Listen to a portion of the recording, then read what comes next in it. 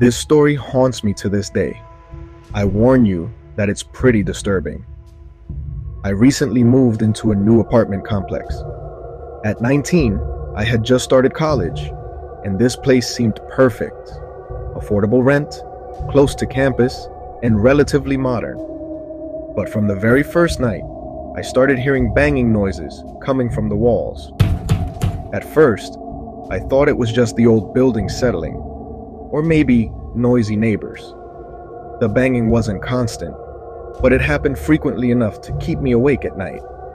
It sounded like someone was hitting the walls with their fists. I asked the neighbors, but they all said they didn't hear anything.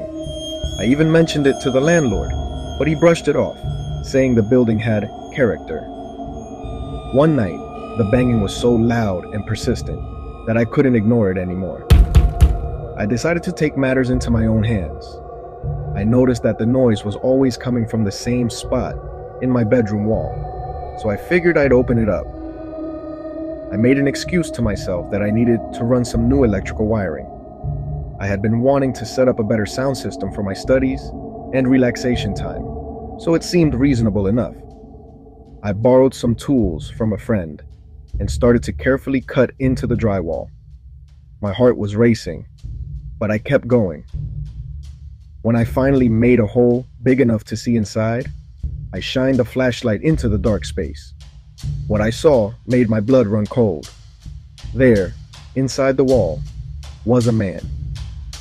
His eyes were wide open, but lifeless. His mouth was covered with duct tape, and his hands were tied behind his back.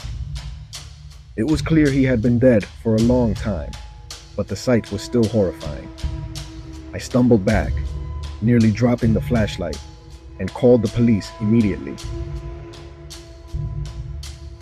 For some backstory, I live in a lower middle-class neighborhood with my two siblings and my mother. I am 15, and I am generally not nosy or one to break rules, but this noise has really got me worried and scared. Every time I confront my mom about it, she says it's nothing and to never check on it. But this noise has driven me crazy. Every night at 12 a.m., I just think about what it could be. I try going during the daytime to see if I can find anything, but I never do. Tonight, I decided to go up there and see what it was. That it turned out to be one of the biggest mistakes of my life. After everyone went to bed, I snuck up into the attic at 11:50 p.m. I thought it would all be alright, and that I was just imagining things. But a few minutes later, at 11:59 p.m., I started panicking, thinking something bad was going to happen to me. Then the clock struck 12 o'clock, and nothing happened. I thought I was overreacting when, all of a sudden, I felt like something was watching me. I turned around and saw eyes in the darkness of the attic. The creature randomly smiled at me, sending me into a panic. I started to slowly back away, but then I fell into a hole in the attic, sending me crashing onto the floor below. I blacked out. I woke up in a hospital bed, confused. A nurse entered the room and exclaimed, "He's awake!" My mother rushed in and hugged me. When I asked what was going on, they told me I had been in a coma for a week and a half. I started to panic, but they calmed me down, explaining that I needed to stay in the hospital for a few more nights. That night, I was awakened by footsteps above my room.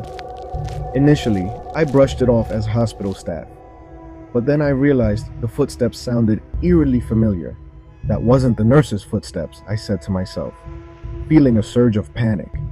I knew if I reported it to the staff, they would dismiss it as my imagination. So, I decided to investigate. I got out of bed, despite a terrible headache and a limp in my right leg. Holding my head, I limped upstairs, avoiding detection by the staff. When I reached the source of the noise, a wave of regret hit me. After calming myself, I peeked into the room. To my horror, I saw the monster's face and whispered, "It followed me here." I fell back in a panic. I got up and limped quickly down the hall with the monster in pursuit. Hospital staff noticed the commotion and panicked as well. I ran into the nearest room and locked the door. When the monster entered, I searched desperately for an escape route. I spotted a window and jumped out, shouting, "Close the door!" as I fell. I landed in a tree and looked up to see the monster's haunting smile. When I regained consciousness, I asked, "Is the monster still there?" The staff looked at me like I was crazy and said the scariest words I've ever heard. "What monster?" I usually wouldn't share something like this, but I need to get it off my chest. I'm genuinely scared for my life right now.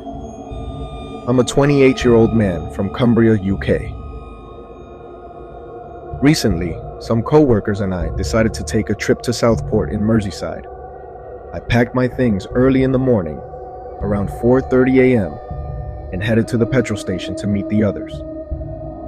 On my way there, I saw a short person, about 5'3", dressed entirely in dark blue, with a tragedy theater mask covering his face. His eyes were wide open, staring at the sky above my house, facing my direction.